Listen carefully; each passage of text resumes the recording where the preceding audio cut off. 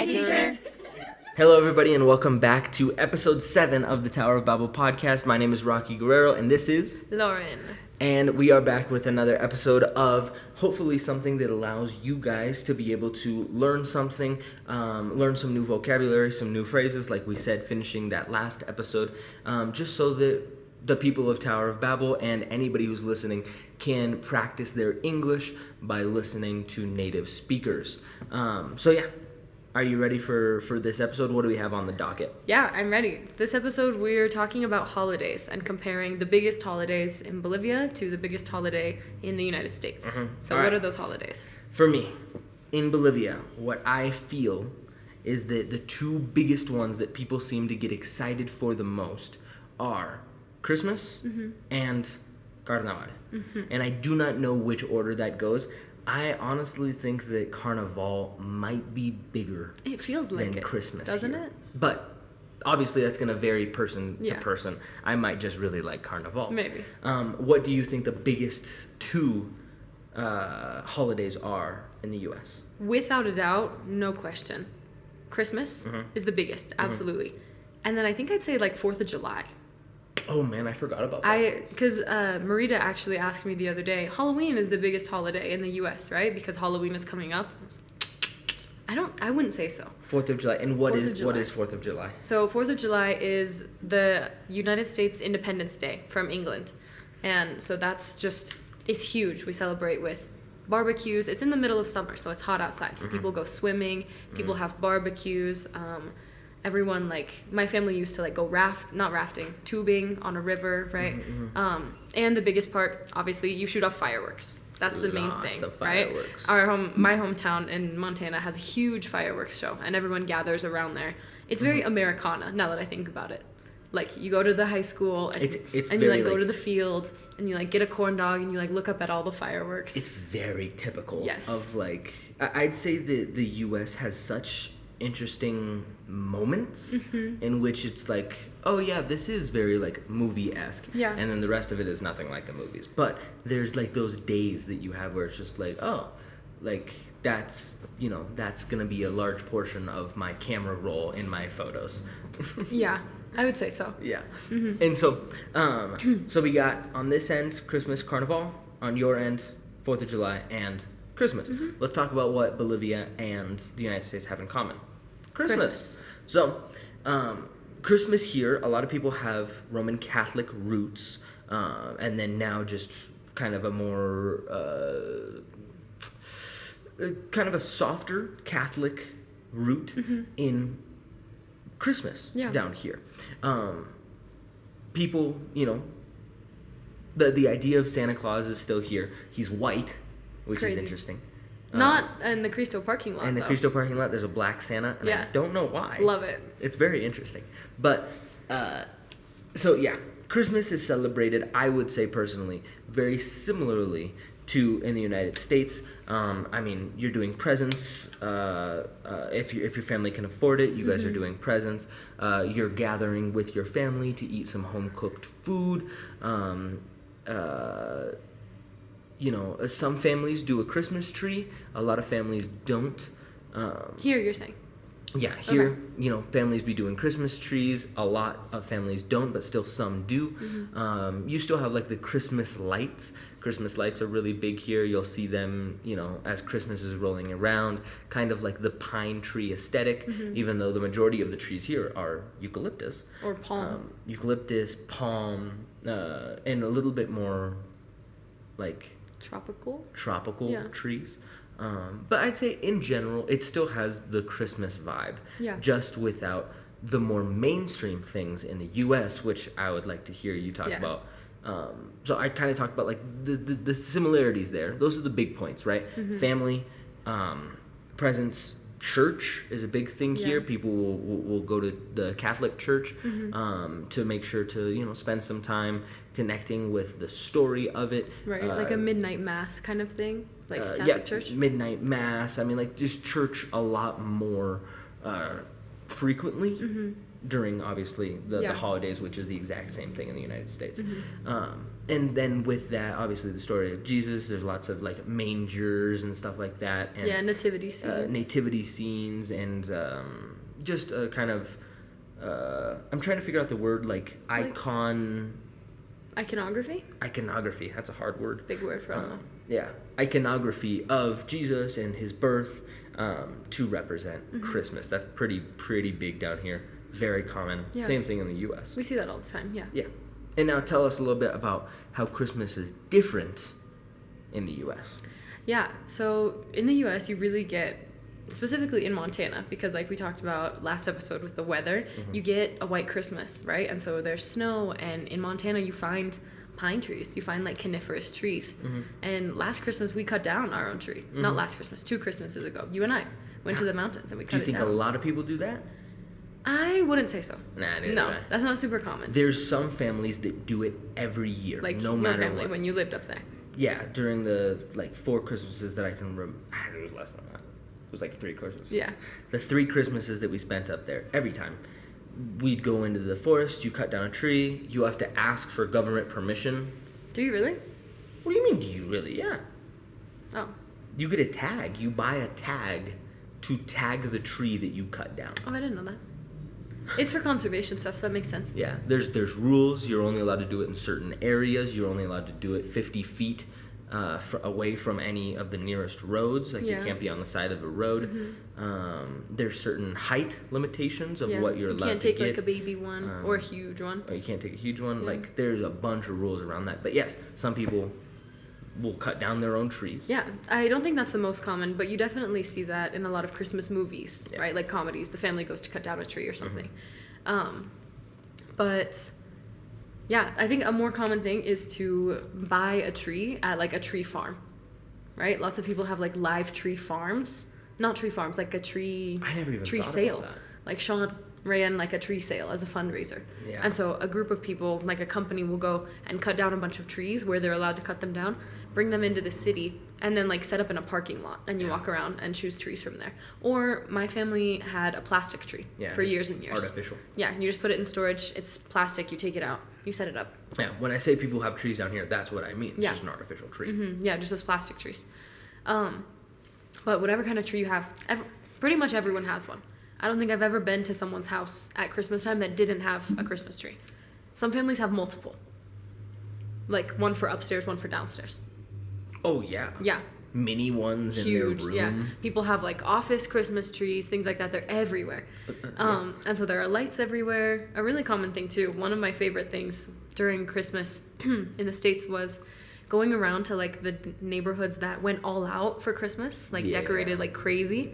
And just looking at the lights and the decorations they did, because they were elaborate. Like, they had to have been super expensive. Yeah. There was some place, like, in Billings where we lived, it was called Whoville. And Whoville would go all out. We're talking lights. We're talking absolutely everything that you could have ever had. Yeah. People would go as far as to, like, have, like, Whoville signs. Like, this is the Whoville bakery. My house is the bakery. Your house is the library. Like, that was extreme. Yeah, but then that gets into a whole nother thing. They have to do it. Do you want to know why? Like, I think that's part of, like, their HOA. It's part of the HOA. Yeah. And we might talk about this more. An HOA is a homeowners association where everybody who, like, it's essentially a neighborhood. Your barrio.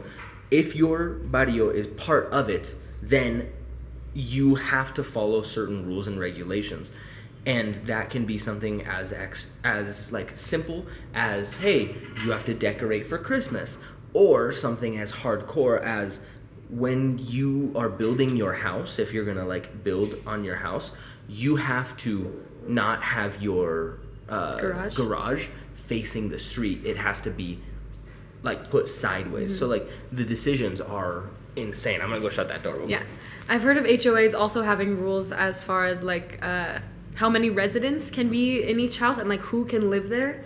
We have a friend who, his HOA controls if the owners live there or if renters live there, like that kind of ratio of people. It's really, really interesting. It's pretty crazy. And they'll even go so far as to like, I think there are a couple of kids' movies, like Over the Hedge, where like the villain is an HOA president. Yeah, and like over the hedges, they'll that. say like if you can't have like an old truck or an old car in your front park yard. on the street. Can't park on the street, right? Anything that's considered like an eyesore, you can't have that. Because what it does is it brings the value of everybody's houses down, and that's not good. Yeah. So they want to bring it up, make sure everything looks pretty. A lot of HOAs have limitations on what colors you can paint your house. They will give you colors that you're allowed to. They'll give you like 5 options. Yeah. And they'll be like, if you want to paint your house, you can only choose one of these 5 things. And if you don't follow the rules, it... I think they fine you, or they make you change it. They fine you, but if you don't pay the fines, like the government can't really get you because it's outside of government jurisdiction.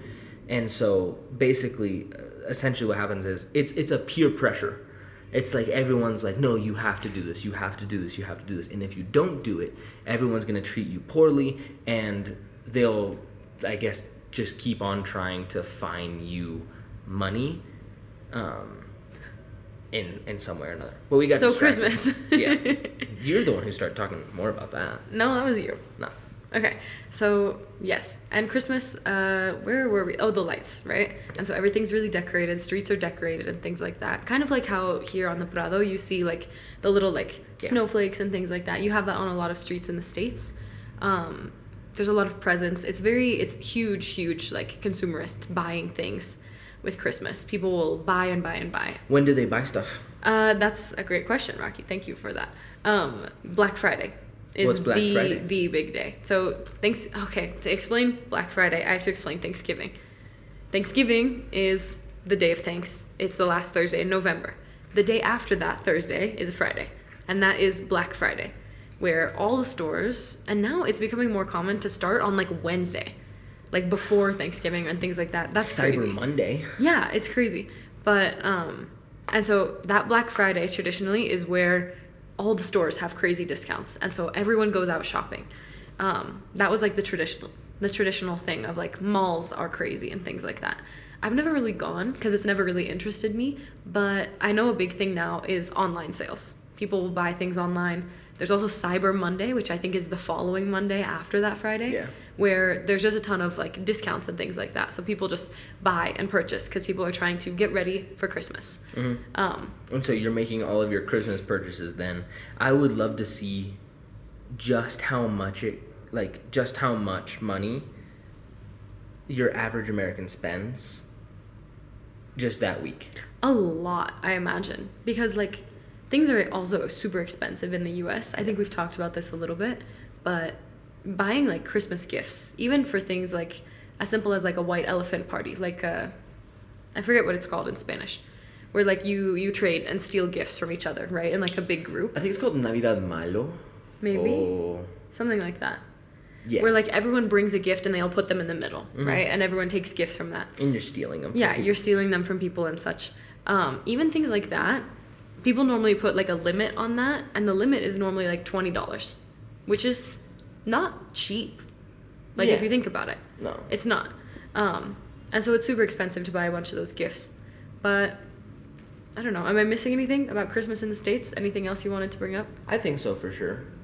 Think I'm missing things? 100%. Let's talk about like the actual day of Christmas. Well, Christmas things that do not happen here that 100% happen there.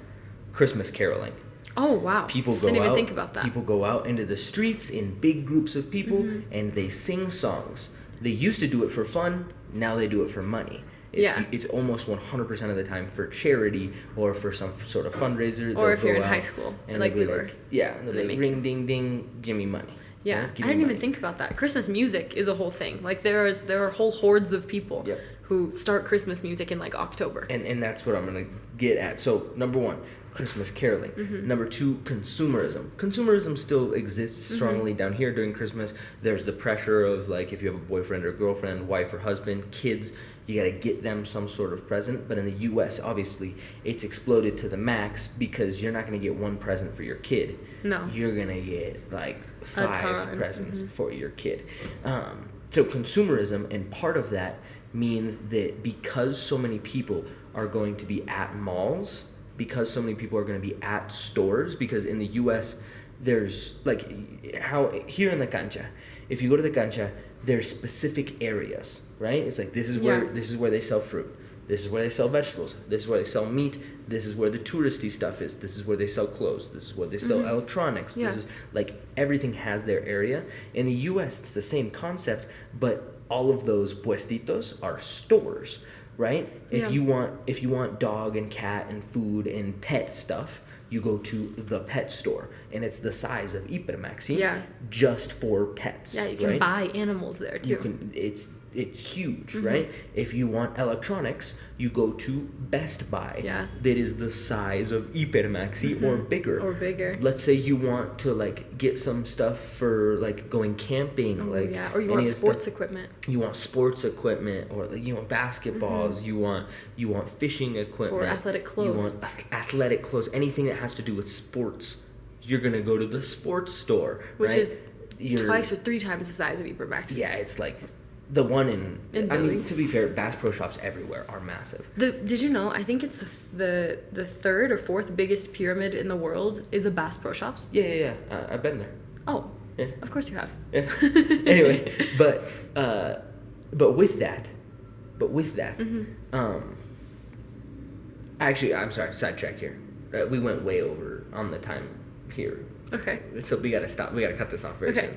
But I just learned that Bass Pro Shops, a store that's all about, it's based around fishing, but it's all like deportes. It's all sports stuff. You can get clothes there. You can get like guns. You can get fishing equipment. You can get water bottles, games, basketball hoops, camping tents, everything. Everything. Coolers, boats. You can buy boats. Yeah. In this store.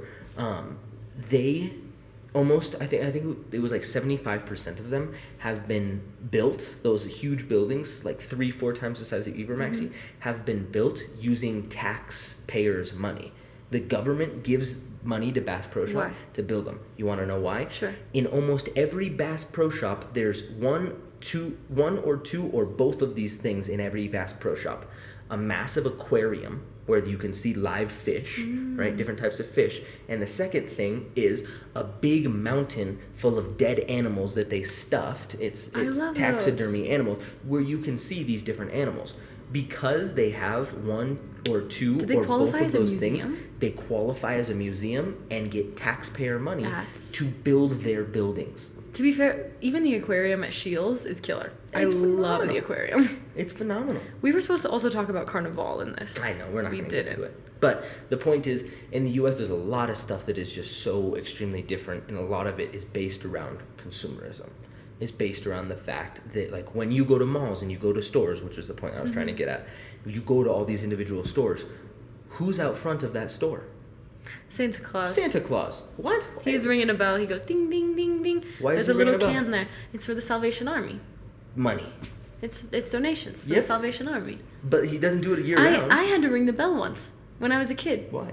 Because for National Honor Society, there was a volunteer thing where you had to sign up and you had to go. I don't actually remember if I did or if I had a bunch.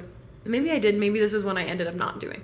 But there was a sign up, and my friends, and maybe I don't actually remember, would stand outside in front of Walmart ringing the bell. We didn't dress up as Santa, but we stood out there. Lame. But they stood out there with him. Well, that's nice.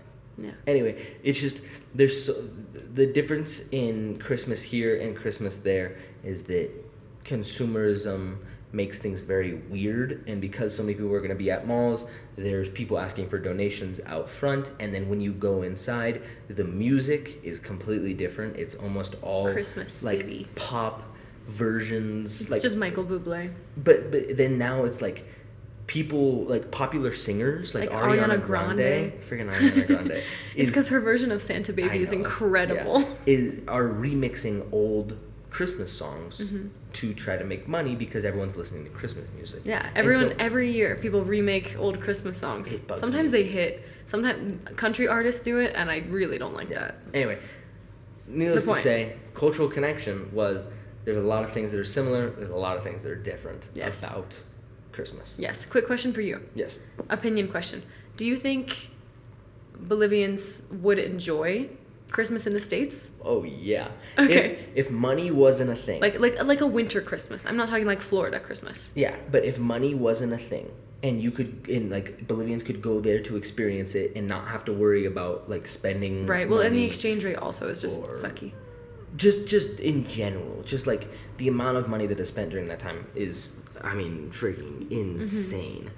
So, to answer your question, yes, they'd enjoy it because there's snow, the decorations and the music are amped up to like 10 because there's honestly a purpose behind it. Ice skating. No one does that. Oh. It's a thing. No one does it. I love ice skating. How many times have you gone ice skating? Like many. Yeah, okay. You remember, I had ice skates in college. Yeah. But even going back to the Whoville thing, do you want to know why Whoville does that every year?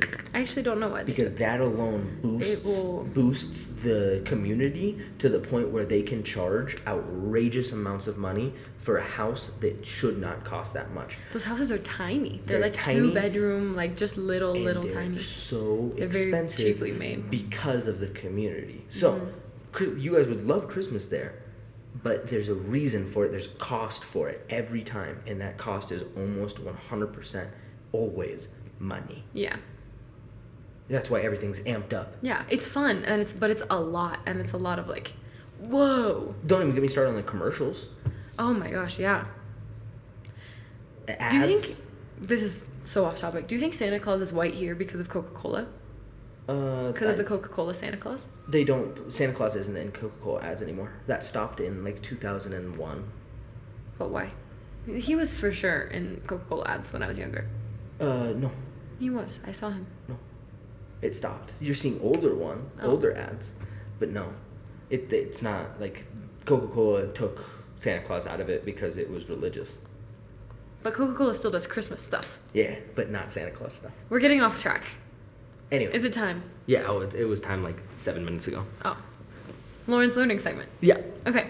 Quick, we don't have a ton of time, so we'll probably split this segment in between this episode and the next one. Yeah, probably. But I want to get into some colloquial vocab we use when we're not sure. I don't know what colloquial means. Casual. Conversational. Okay. Informal. Okay. Okay. Some vocab we use when we have like 2 options, let's say, but we're not sure which one to choose. So one of them, the reason that I thought of this was we have this saying that is on the fence. Can you hold that up for me? I'm on the fence about it. Now, if I were to tell you, I'm on the fence about college, what does that mean to you? I'm going to tell you what it means. Guess incorrectly. I'm going to guess correctly this time. Okay. For time purposes. Yeah, for time purposes.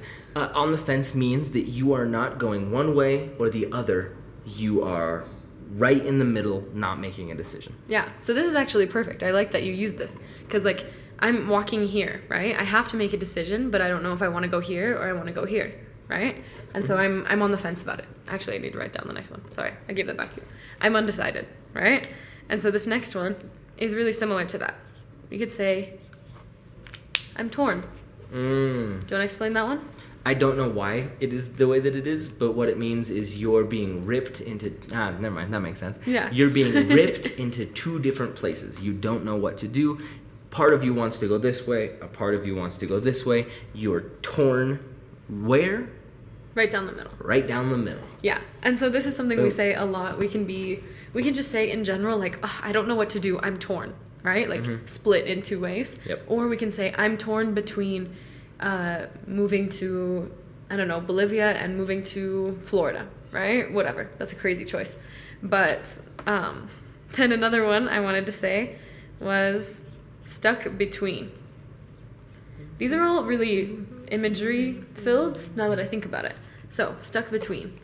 What does it mean to be stuck between? Well, this is actually a small portion of a larger saying, which is stuck between a rock and a hard place.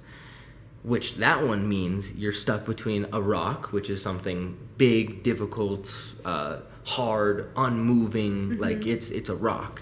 And hard place is, once again, just another thing that is difficult. Yeah. So you're stuck between a rock and a hard place, or people shorten it to just stuck between, which means it's not necessarily that you have to make a decision between this and this, but now it's just like, oh, there's pressure on me to do this or this, and I have to. I don't have a choice, but I can't. I don't know what to do. I'm stuck. Yeah, and so we do use this in like stuck between a rock and a hard place, but if I'm making a decision, we can also say like, I'm stuck between going to bed early or watching a movie, right? I'm stuck between these, as if these two options are things that are pressing on either side of me and I can't move, right? Yeah, I'm stuck between we just shorten the phrase to stuck between. I'm stuck between them. Yeah. Okay, I think that's all I'm going to touch on. No, we can do another. One more? Okay. So. I think so. How long are we at? We're already past the time. Let's do this last one. This will finish it. Okay. This is super quick and easy. And we also don't have any comments from the box. So this one is going back and forth. So we use this in a physical sense, right? Like if I'm going back and forth between my house and work every day, I go back and forth, right? Yeah. I come and I go, and I come and I go. However, what does this mean with decisions? However, a thing that could be confusing with this is whenever I say this phrase, going back and forth, you'll see that I just did the same thing that I'll do with my head. I'm going this way and this way, left and right, or side to side, back and forth.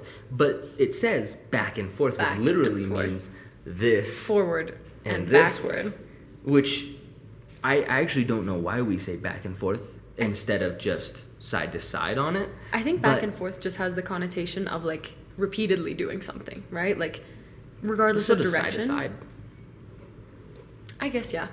You got a point. But we use back and forth as a way to say, I'll use an example. I want chicken or I want beef. I'm going back and forth on it. 1 second I'm like, ooh, chicken sounds good. And then the next second I'm like, but beef is cheaper. But chicken, but chicken's just so juicy. But steak has better flavor. It's going back and forth on those different things. Right. You can't decide. So you see the good things about this one and then all the good things about this one, right? Yeah. You go back, forth. You can't decide. That one's usually that both things are so good. Like both of the things are good options. Stuck between is both things are not like great Neither is options, desirable, right? But back and forth is like, hey, those are both good options. Yeah. I think, I don't know, could you use back and forth in a negative connotation? For sure. I'm going back and forth between drugs and alcohol. Oh, great. Like, I mean, that's not a positive thing that you're saying. Right. But I'd say that more often than not, back and forth is being used in a positive context, whereas stuck between is a negative context.